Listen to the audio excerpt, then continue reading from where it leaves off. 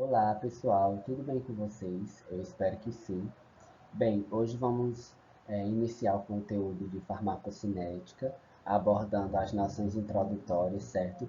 Então, hoje a gente vai ver aqueles princípios, né, conceitos importantes para o aprofundamento da farmacocinética propriamente dita.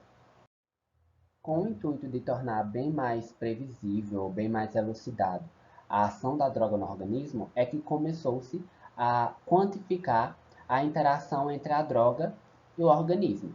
E aí existe uma ciência denominada de farmacometria que vai aplicar modelos matemáticos e estatísticos para entender e caracterizar o comportamento tanto cinético quanto dinâmico dos fármacos. Apesar de que o nosso organismo apresenta variedade biológica, né, esses modelos matemáticos e estatísticos foi possível ser aplicados e obter respostas, como por exemplo o uso racional dos medicamentos, como por exemplo os de baixa janela terapêutica, né, os de baixo índice terapêutico. E também a gente sabe que a farmacologia em si, ela se apropria de vários parâmetros, como biodisponibilidade, clearance, meia-vida plasmática, volume de distribuição. E esses parâmetros eles são indispensáveis para o estudo da farmacologia. Então, esse perfil farmacocinético, que engloba todos esses aspectos já relacionados aqui, ele vai permitir uma racionalização do uso, né? E também vai permitir que o profissional ele faça uma avaliação efetiva da resposta clínica apresentada pelo paciente, assim como uma racionalização até na prescrição que ele vai ser dispensada ao paciente. E aí a farmacocinética, compreende o movimento que o fármaco faz em todo o nosso organismo, né? E também está relacionado com o estudo de processos como de administração, absorção, distribuição, biotransformação e excreção. Sendo esses quatro últimos as etapas da farmacocinética, que a gente vai ver posteriormente de forma isolada, né? Na farmacocinética, uma principal variável que a gente vai encontrar a concentração da droga e seus metabólitos nos fluidos, nos tecidos, né, do organismo, até mesmo em relação à excreção. Por quê? Em decorrência da via de administração, da dose empregada e da eliminação, pode interferir nessa concentração do fármaco no nosso organismo. E uma coisa que é importante ressaltar é que após o medicamento ser administrado no organismo, né, ele não vai ser objeto de estudos não só da farmacocinética, que vai estudar esses parâmetros de absorção, distribuição, toda essa cascata, mas também da farmacodinâmica, né, que vai estar relacionada com a concentração dessa droga no local de ação, ou seja, basicamente vai estar relacionado com os efeitos que a droga vai produzir, enquanto que a farmacocinética ela vai estar relacionada com a dose, forma farmacêutica, até mesmo a frequência posológica, a via de administração e vários outros parâmetros que vão ser utilizados por esse processo. A farmacocinética é um parâmetro muito importante, principalmente quando se fala da aplicação clínica, devido a ela ter a capacidade de tornar elucidado alguns parâmetros, né? E a gente vai falar um pouquinho de cada um agora. O primeiro parâmetro é a determinação adequada da posologia, principalmente quando você leva em consideração é, a forma farmacêutica, pode ser uma suspensão, um pó, comprimido, né? E dependendo da escolha da forma farmacêutica, consequentemente já vai haver a escolha da via de administração. Nesse parâmetro também é possível elucidar a questão do tempo de administração de uma dose para outra, e também poder ser possível analisar a dose adequada para o caso ou para a condição clínica que o paciente está apresentando. Outro parâmetro também é o reajuste da posologia, e nesse ponto a gente bate na tecla de quando o paciente não está apresentando nenhum efeito, né, nenhuma resposta clínica, é possível fazer esse ajuste de dose. O terceiro ponto, a interpretação da resposta, principalmente quando está tendo ineficácia terapêutica ou a presença de efeitos colaterais. Porém, nesse ponto existem muitas coisas associadas, como por exemplo, isso pode estar ocorrendo devido a interações medicamentosas, alterações em parâmetros farmacocinéticos, como por exemplo a distribuição ou a excreção, metabolização.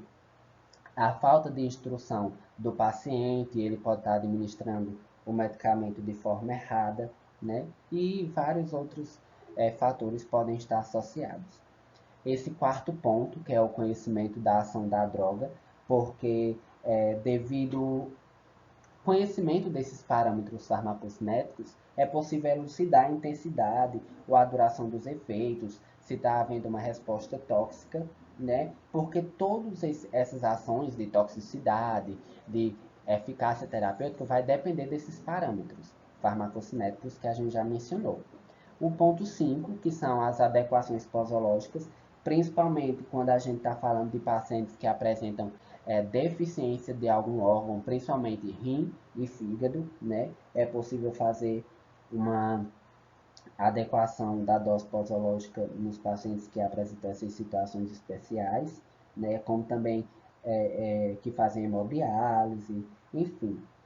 Esse ponto 6, que é a farmacocinética clínica, que vai ser responsável por analisar aqueles parâmetros que a gente falou bem no início do vídeo, né? Que é a meia-vida, o volume de distribuição, essas alterações que ocorrem na biodisponibilidade do fármaco. Então, basicamente, esse ponto 6 vai ser a investigação desses parâmetros que são bem mais minuciosos mesmo. Então, o perfil farmacocinético de um medicamento ele é estabelecido, né, pela análise dos seguintes pontos. Então, leva-se em consideração o modelo farmacocinético, a via de administração, as ordens de cinética, a absorção, biodisponibilidade, meia-vida, concentração plasmática, distribuição, biotransformação e a excreção. Porém, esse estudo ele está baseado em alguns pontos que a gente vai ver no próximo slide.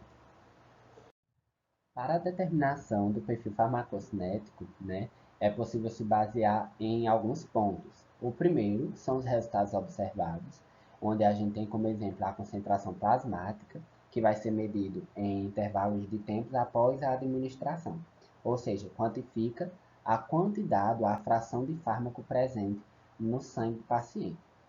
Além da concentração plasmática, outros pontos que entram é a concentração e volume urinário e a concentração fecal, sendo que esses já vão ser analisados em períodos específicos após a coleta do material.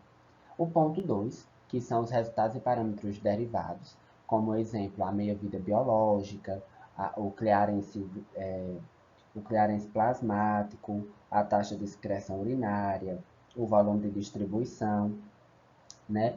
E relação também em a concentração de acordo com o intervalo de tempo, certo?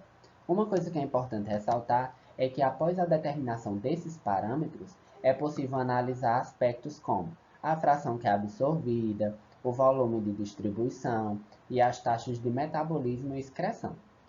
Coloquei essa imagem com alguns pontos que podem interferir nesses resultados, né? Como por exemplo a idade, porque a gente sabe que pessoas mais idosas elas apresentam deficiência em alguns órgãos, principalmente fígado e rins, e isso pode interferir nos processos farmacocinéticos.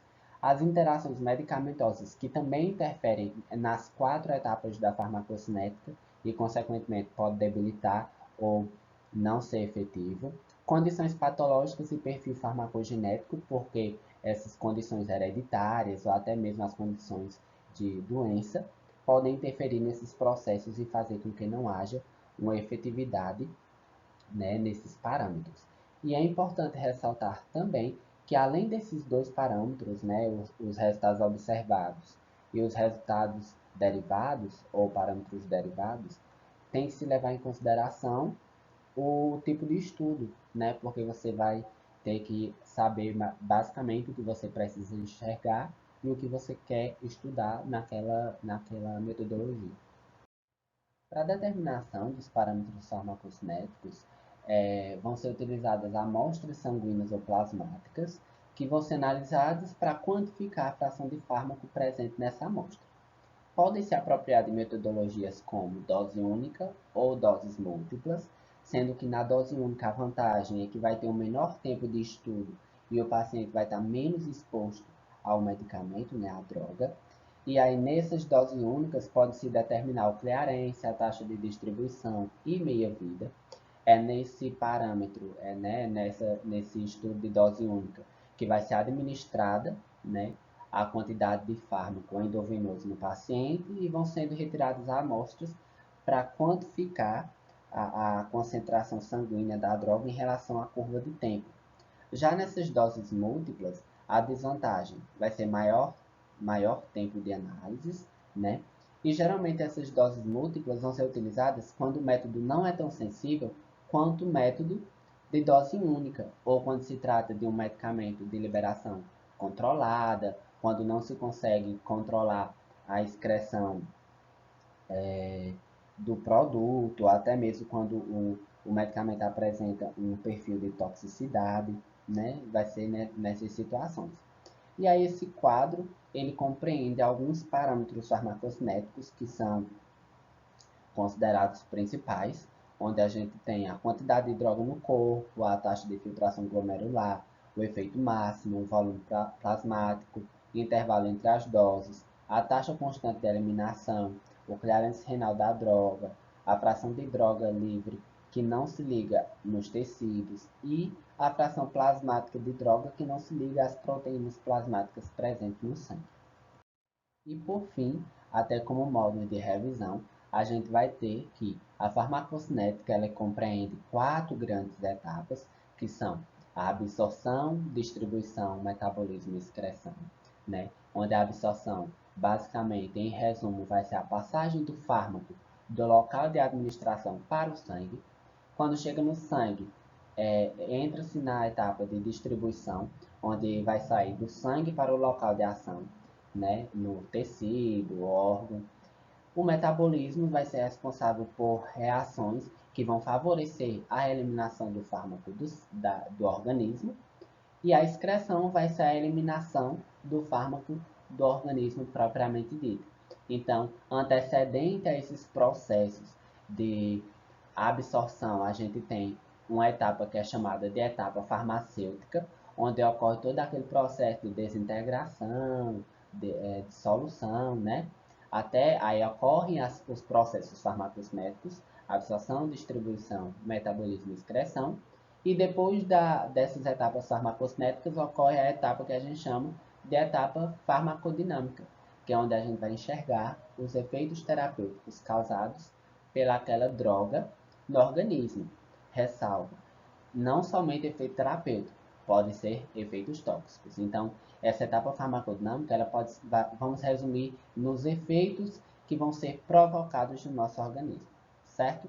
Então, no nosso próximo vídeo, vamos ver iniciar as etapas farmacocinéticas de forma isolada, onde a gente vai começar com a etapa de absorção.